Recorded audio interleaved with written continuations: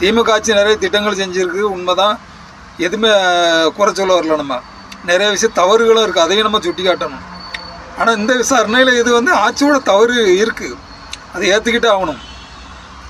அதை ஏற்றுக்காமல் ஒப்பிடக்கூடாது. அதிமுக ஆட்சியில் அந்த சாத்தாங்குளம் பிரச்சனை ரொம்ப நடவடிக்கை இழுத்து அடிக்கப்பட்ட உண்மைதான். இங்கே நடவடிக்கை வேகமாக எடுத்ததும் உண்மைதான்.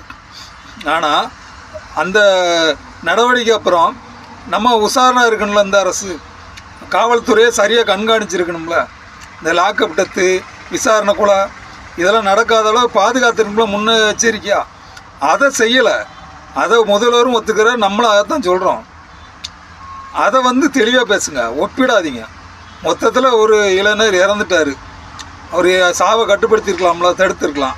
ஏற்கனவே நிறைய லாக்அப் டெத் நடந்து ஒவ்வொரு கருத்து ஒவ்வொரு டேட்டாக சொல்கிறாங்க, எண்ணிக்கையெல்லாம் சொல்கிறாங்க. அதெல்லாம் இருக்குது. ஆனால் அதுக்கப்புறம் நடக்காமல் இருக்குது, தடுக்கணும்ல. அது ஆட்சியாளர் கையில் இருக்குல்ல, இந்த திமுக ஆட்சி கையில் இருக்குல்ல, அவங்க பொறுப்பு இருக்குல்ல. அந்த பொறுப்பை பற்றி தான் நம்ம பேசுகிறோம். முதல்வர் பொறுப்பு இல்லாமல் இல்லைன்னு நம்ம சொல்லலை.